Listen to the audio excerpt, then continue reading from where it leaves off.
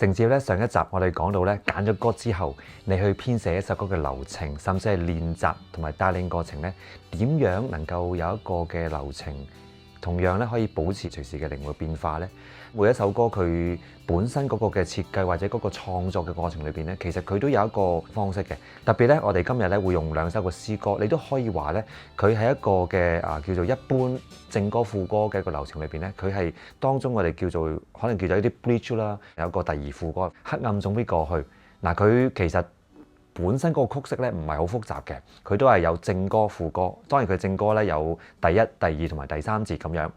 但係副歌咧，佢最微妙嘅地方咧，其實佢係有一個位咧，我哋叫副歌第二咧，係同副歌第一咧係有少少唔同，就係咧我總相信咧平安在乎主嗰個位，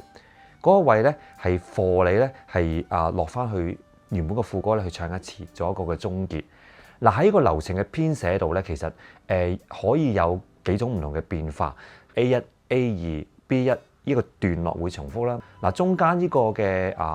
A3 段。B2 嗰個段落咧，其實我係會傾向咧係會保留嗱嗰個位咧，我都會覺得係一個咧係成首歌一個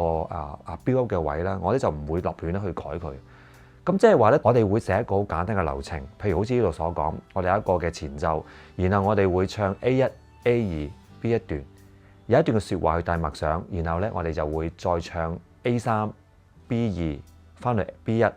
就完結啦 coda 等等。當你喺敬拜裏邊咧，成個感動你再唱，可能你發現首歌原來弟兄姊妹唔係好熟，你會再唱一次先會攞默想未定。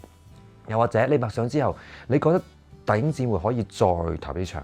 默想之後，我哋由頭去唱。編排上嘅改換咧，你會喺你嘅語言上面咧去帶翻出嚟。